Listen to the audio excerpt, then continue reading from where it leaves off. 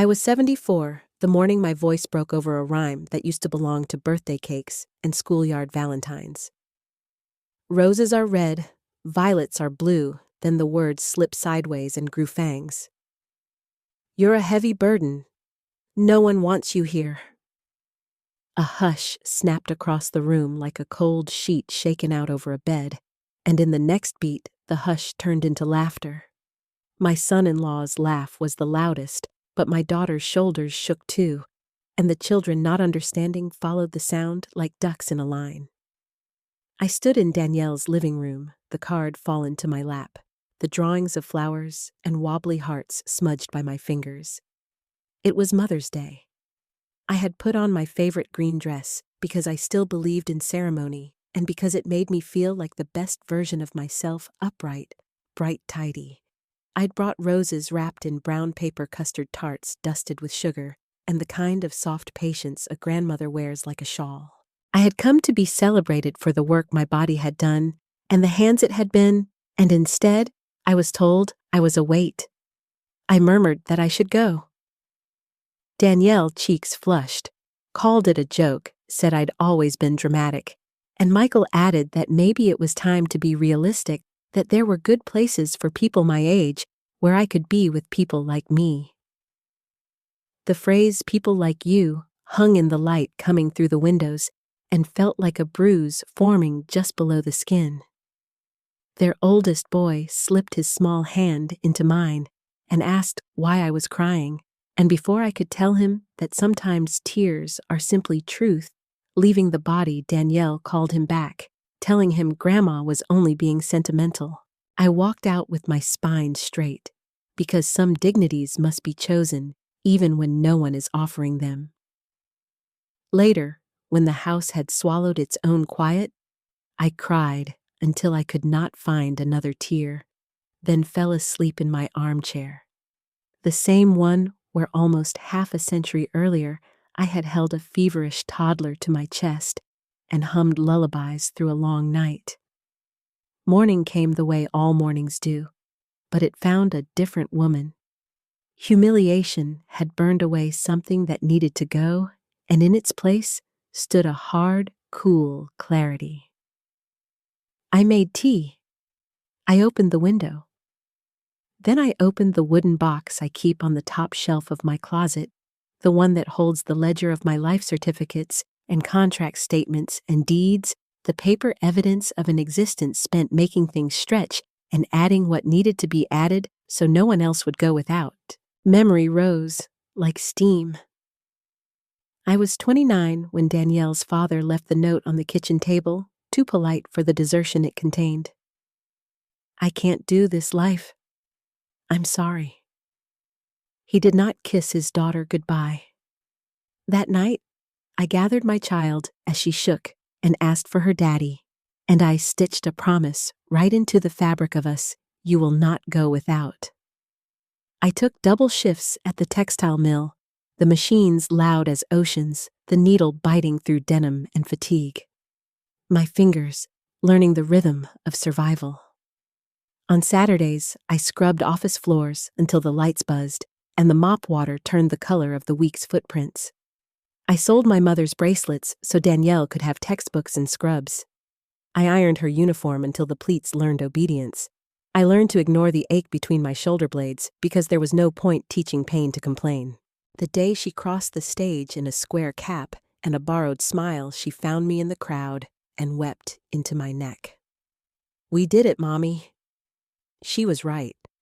We had done it like we had done everything together, one stitch and one bill and one miracle at a time. Michael arrived in our lives with a bouquet of decent manners and the kind of ambition that looks a lot like kindness from the outside. He shook my hand and called me ma'am until I told him to stop, and he promised to take care of my girl. When they married, I slid a check across a kitchen table. I had sanded myself a small mountain of money that had grown grain by grain over years of saying yes to extra hours. $12,000 for flowers, for photographs, for the flimsy white tent that made our backyard look like a magazine. When they signed papers on their first house, I put down the down payment, $25,000, that tasted like triumph, a gift I gave, without thinking it might one day be treated as an invoice. I became the morning shift in the nursery when the babies came, the one who packed small lunches and tied small shoes, and learned every line of every picture book by heart. For 3 years, I was at their door by 6 to stir oatmeal and patience. When Danielle came home, the sinks were empty, the floors were swept, the children clean and smelling of soap. She would touch my cheek and call me an angel. That word used to make me stand taller. Gratitude, like bread, goes stale if you leave it out. Little by little, thank you dwindled to silence. Suggestions became interference. Reminders became accusations. When I said the youngest needed a pediatrician for the cough that dragged at his chest, Michael arched an eyebrow and asked whether the parents were present. I pretended I hadn't heard the edge. Then the criticisms arrived under the disguise of concern. "Mom, you get the vitamins mixed up. Mom, you seem tired. Maybe this is too much." I kept showing up because love makes stubborn people out of the softest hearts. When Michael lost his job, I sent $500 a month to keep the mortgage from gnawing at their nights. He found new work after 6 months, but the transfer kept flowing because no one told me to stop. I bought the school laptops without being asked, paid for the broken car, contributed to a kitchen remodel that gleamed like a magazine spread. I watched from the edge of a birthday party I'd helped fund, while Michael's mother strung balloons and took bows for a cake I hadn't been allowed to bake. In the photos online later, I was a blur in the background or simply missing. At Christmas, I placed a stack of wrapped presents under their tree bikes and tablets and perfume, and a tool he had once admired at a hardware store. And when the paper was torn, and the squeals rose, and the thanks were scattered to everyone and no one, I realized my gifts had made their own kind of silence. I opened a small velvet box to pass on the pearls that had graced 3 women before me, and Danielle closed the lid and said to save them for the children because she didn't wear much jewelry. I carried the pearls home that night in my coat pocket, the little box heavy as a truth I had not wanted to face. 2 months later, a flu found me and knocked me into bed with a fever that carved 30 years into my bones. I called and asked for soup. Danielle said they were busy. Couldn't I ask a neighbor, Mrs. Johnson from 3 doors down, brought broth and kindness, and checked my temperature every evening until it settled? Danielle never phoned. When I was well, I returned to their routines as if loyalty could be compensated by repetition, and no one asked how I had been. Meanwhile, a door had opened in me and I could not close it. I began to count. The numbers did not lie. $67,000 over 5 years in drips and chunks, not including the party balloons and the groceries I bought without receipts. Behind the arithmetic, another column weighted the disinvitations, the forgotten birthdays, the deft exclusion from photos, the way Danielle's voice had learned to harden when she said the word mom. There are moments when fate clears its throat. 3 months before Mother's Day, I stood in their kitchen stirring sauce and pretending not to hear, while Michael's voice on the patio drifted through the sliding door. My mother-in-law lives alone. She's getting dependent. We're looking at options to move her to a proper place. That phrase landed and stayed. I wrapped leftovers and told myself I might have misheard. Then I didn't. The card was simply the public version of the private plan: move the weight out of the way, make room for a lighter life. But my family didn't know something about me, something I had kept deliberately quiet because generosity had seemed safer than pride. When I turned 70, a deed with my name on it arrived from Nassau, Bahamas, a beachfront condo my mother had kept concealed behind stories and strict instructions. It had been rented for decades. The income had gathered like tidewater in an account I never touched. Years before an aunt with no children had left me a small inheritance, I chose to invest in patient things. Bonds, certificates, plain stocks, I checked twice a year and then forgot. While I made do on a widow's pension, the money grew like a tree that needs little tending. Between the condo and the investments, I was not the poor old woman they imagined. I was solvent. I was steady. I had options. On the night of the card, I finished crying, and then I made lists. I pulled bank statements from the wooden box and lined them up. I wrote down every check I had written to Danielle and Michael, every draft I had felt proud to send. The math sharpened my resolve. The woman who had carried other people's loads for so long could set hers down. In the morning, I put on the gray suit I had saved for Danielle's graduation and worn only once. I pinned back my hair and put on lipstick the color of cherries. I wanted to look like a person who remembered who she was. At the bank, Mr. Henderson blinked at my instructions and then carried them out. Cancel the automatic monthly transfer. Close the joint account that only one side of the joint had ever touched. Consolidate what needed consolidating. Move what needed moving. Are you sure? He asked, peering over his glasses at a 74-year-old woman with a straight back. Absolutely, I said. At my lawyer's office, I rewrote my will. Mr. Franklin, who had watched my daughter grow and had always spoken to me as if I were paperwork instead of a person, asked whether something was wrong. Everything is right, I told him, and I signed my name until the pen left a groove on my finger. The Foundation for Abandoned Seniors would receive the bulk of my estate.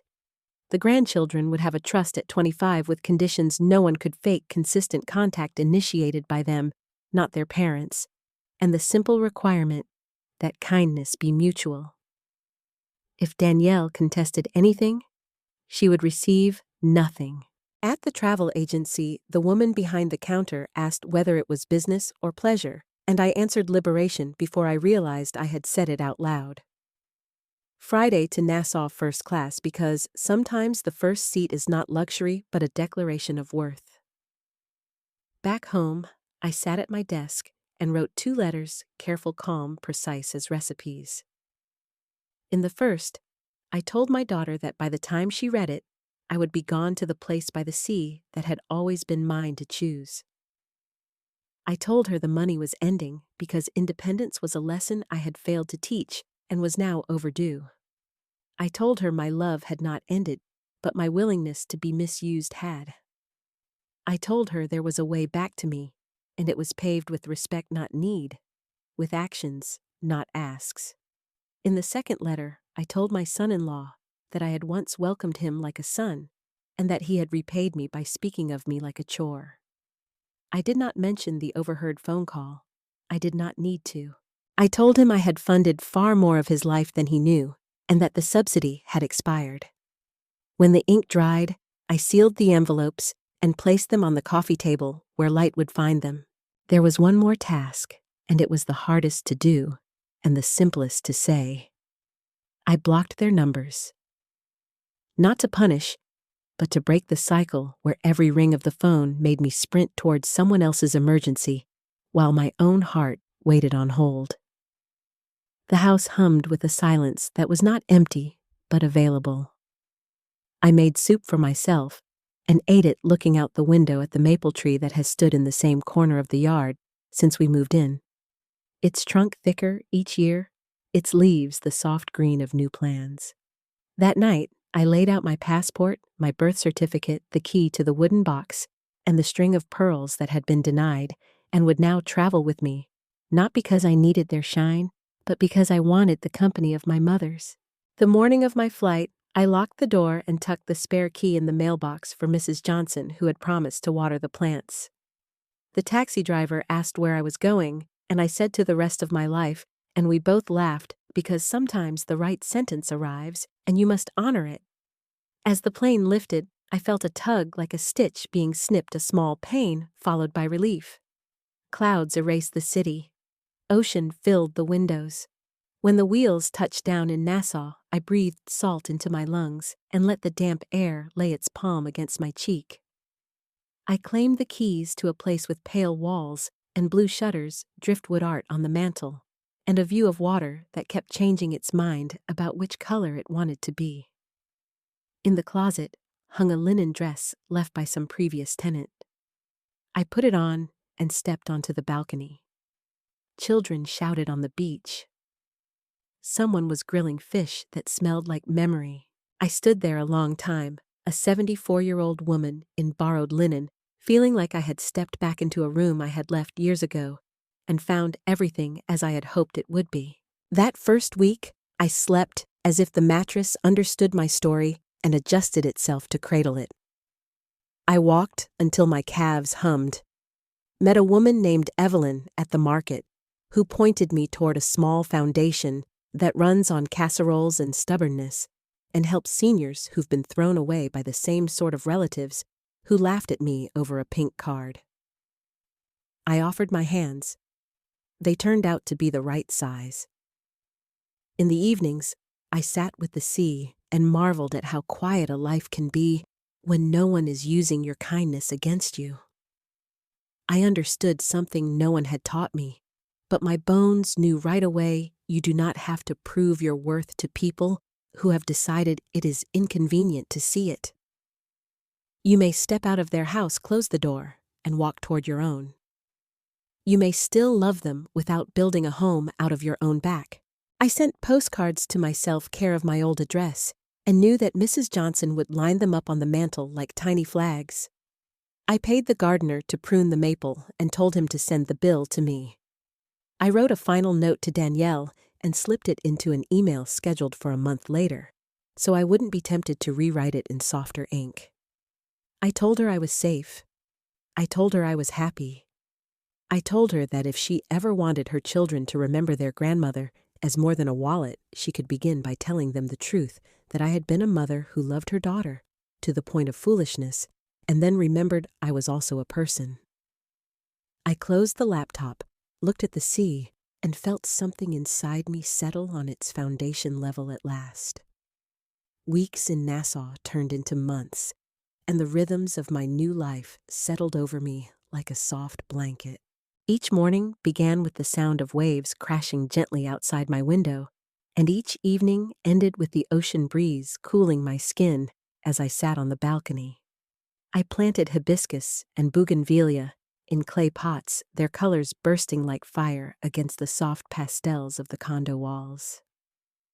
The air smelled of salt and ripe fruit, and I learned to cook conch fritters from a neighbor who laughed at my first clumsy attempts. For the first time in decades, I lived for myself, not for someone else's expectations. I joined Evelyn at her weekly tea circle, a gathering of older women who wore their years like badges instead of burdens. Around the table, we spoke about our pasts, our regrets, and the small victories that had shaped us. Some had been widowed, others abandoned, still others discarded by ungrateful families. Listening to them, I realized I was not alone in my story. We were a generation of women who had sacrificed everything, only to be told we were too much, too old, too inconvenient. But here in this small island community, our voices were strong, and our laughter echoed louder than our sorrows. At the Senior Foundation, I found my purpose again. I helped organize meals, taught sewing classes, and read stories aloud to those who could no longer see well enough to read for themselves. Each face I encountered carried lines of hardship, but when I sat with them, I saw light returning in their eyes. They reminded me that dignity is not given by family members or withheld by dismissive children. Dignity is something we can choose to claim, even when the world tries to strip it away. And yet, despite the peace I was building, thoughts of Danielle still haunted me. Late at night, I would imagine her sitting at the kitchen table, where I had once sold my mother's jewelry to pay for her nursing school. Did she think of me? Did she regret the laughter? Did she tell the children stories about the woman who had raised her? Or had she painted me as the fragile, dramatic old woman who needed to be sent away? These questions pricked at me like thorns. Then one afternoon, an email arrived. The subject line read, I don't know where to begin. My hands trembled as I opened it. Danielle's words poured out in uneven lines, filled with sorrow, excuses, and confessions. She admitted the card had been her idea, that she thought it would be funny in a twisted way, but that she hadn't anticipated how deeply it would hurt. She said Michael had encouraged her cruelty, mocking me behind closed doors, until she began to join him. I see now how wrong I was, Mom, she wrote. I don't know if I can ever make it right, but I want to try. Please don't shut me out forever. I read her message 3 times, my heart pulling in opposite directions. The part of me that had cried alone for so many nights wanted to accept her apology immediately, to run back into her arms and pretend none of it had happened. But another part, the part forged in humiliation and clarity, knew better. Forgiveness could not be cheap. It had to be earned through change. I closed the laptop without replying. Some silences are necessary. Weeks passed, and another message came. This one, shorter, simpler. I miss you. The kids miss you. Can we visit again? I did not respond. I needed time to see if her words would be consistent, or if they were only a plea born from financial loss. I had cut off the monthly support, closed the joint account, and left them to stand on their own feet. I wondered if her apology had bloomed out of love or out of panic. Then one morning, a different kind of message arrived. It was from my oldest grandson, written in the spelling of an 8-year-old and filled with emojis. Grandma, I miss your stories. Mom says you're far away now.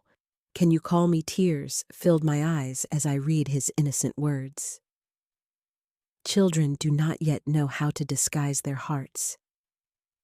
He missed me not for my money or my gifts, but for the stories I told him at bedtime, the songs I hummed, the comfort of my arms.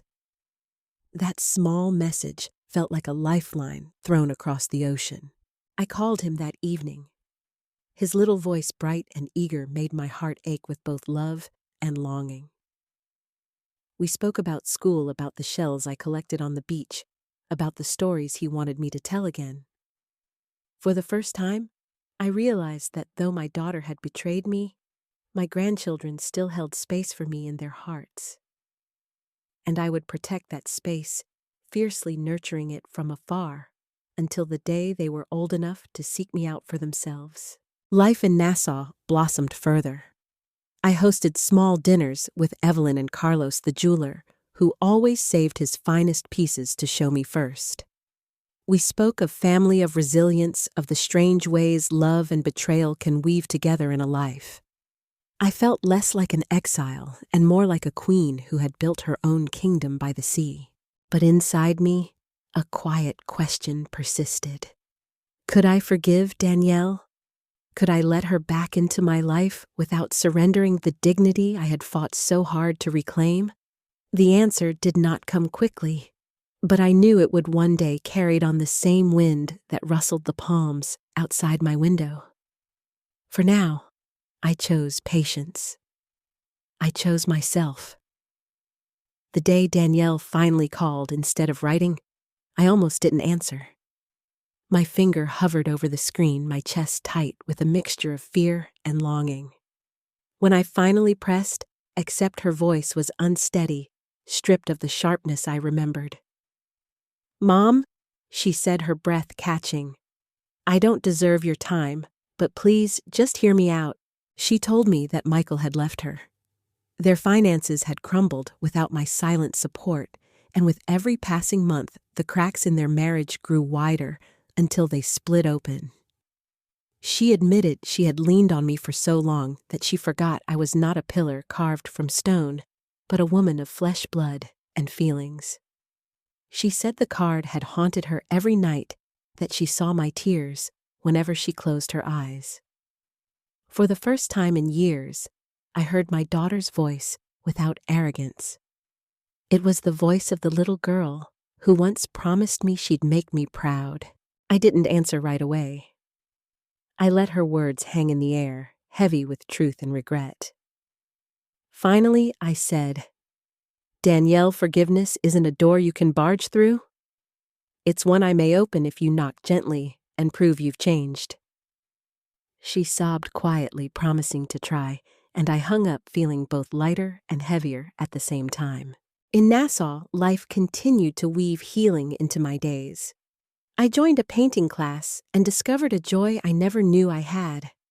My canvases filled with turquoise seas, golden sunsets, and blooming gardens. The colors reflected the new chapter of my life, one painted not in sacrifice, but in self-expression. Neighbors admired my work, and one even purchased a painting to hang in her cafe.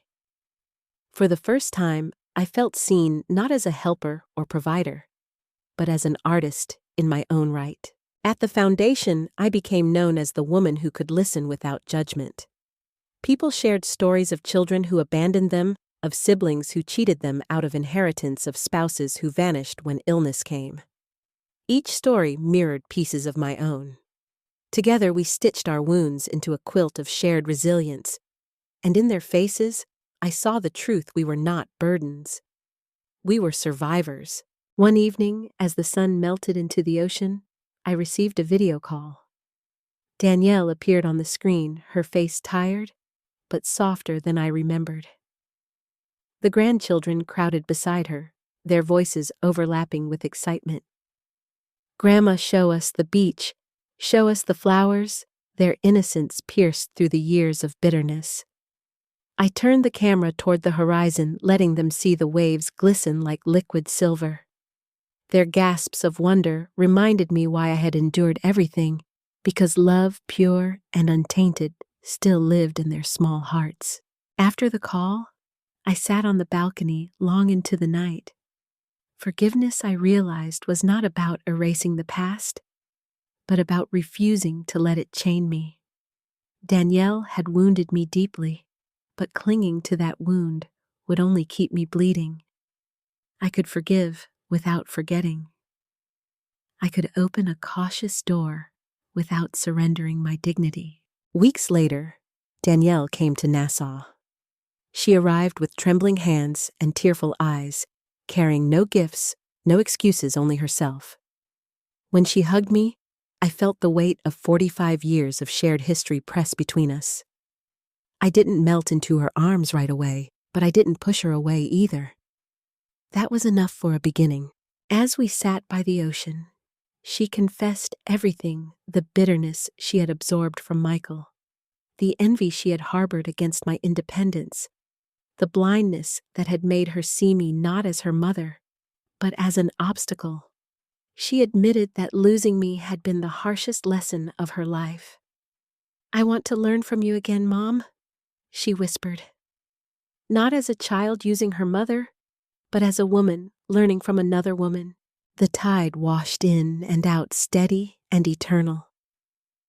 I looked at my daughter and saw both the child I had raised and the woman she had become, flawed, broken, but reaching for something better. I took her hand not with the eagerness of reconciliation, but with the calm of a survivor who knows her worth. That night, I wrote in my journal, "Forgiveness is not surrender. It is choosing peace over poison." And for the first time, I believed it. The months that followed unfolded like a second spring, cautious at first, but blooming more fully with each passing day. Danielle began calling once a week, sometimes with the children by her side, sometimes alone, her voice uncertain but steadying. She no longer asked for money or favors. Instead, she told me about her new job at the clinic, about the small victories of paying her own bills, about the challenges of raising 2 children without Michael. Slowly, I saw the hard edges of entitlement give way to humility. When she brought the grandchildren to Nassau the following summer, I felt a joy so deep it startled me. Their laughter filled the condo, echoing off the walls that had been too quiet for too long. We swam in the turquoise water, built sandcastles that the tide washed away, and shared dinners of fresh fish and rice under strings of lanterns. For the first time, they saw me not as the old woman pushed aside at holidays, but as the center of a new world, vibrant, strong, and alive. Danielle watched it all with quiet eyes, and one evening, she whispered, "Mom, I don't know how you found the courage to leave, but I'm glad you did. You taught me that it's never too late to reclaim your life." Her words carried the weight of truth, and in them I found something I hadn't expected: healing, not just for myself, but for her too. By stepping away, I had forced her to face her choices. By valuing myself, I had shown her how to value her own worth. And by forgiving her not blindly, but with careful boundaries, I had reopened a door that could have stayed shut forever. The foundation flourished as well. With part of my inheritance, I funded a small program that provided meals and companionship for seniors who, like me, had once been cast aside. I watched as forgotten men and women sat together sharing laughter over bowls of soup, their eyes lighting up at being seen again. Each smile reminded me that the love I once poured into a family that didn't value it could be redirected to those who truly needed it. In giving to them, I received more than I ever imagined. At 75, I learned to dance again. Evelyn dragged me to a community class, and though my knees protested at first, soon I was spinning under the open sky, my laughter mingling with the music. For the first time in decades, I wasn't moving to keep up with someone else's needs. I was moving simply because joy demanded it. Danielle visited again the next year, this time without the shadow of hesitation. She brought with her a small velvet box. Inside was the pearl necklace I had once offered her, the one she had rejected without a thought. "I'm not ready to wear this yet," she said, placing it in my hands. "But I want you to keep it safe until the kids are old enough to understand its meaning. I want them to know the story not of rejection, but of resilience." I closed the box, tears in my eyes, and understood that while some wounds never vanish completely, they can become the roots of new growth. Looking back, I realized that the cruel card on Mother's Day had been both a curse and a gift. It had broken me, but it had also woken me. Without it, I might have continued giving until there was nothing left of me. Instead, I had found the strength to step away, to choose myself, and to build a life that was not only free, but full. Now, when I sit on the balcony at sunset, the grandchildren curled beside me as I tell them stories of courage and kindness. I know my legacy will not be humiliation or sacrifice alone. It will be the lesson that even in the twilight of life, it is never too late to stand tall, to demand respect, to claim joy. So here is what I leave you with. You teach people how to treat you by what you allow. Do not be afraid to walk away from those who diminish your worth, even if they share your blood. Family is not defined by obligation, but by love, respect, and the courage to grow together. And sometimes the bravest thing you can do is to choose yourself. If my story touched your heart, I invite you to like, share, subscribe, and comment below. Tell me, have you ever had to reclaim your worth from those who failed to see it? Your voice may inspire someone else to take the first step toward freedom.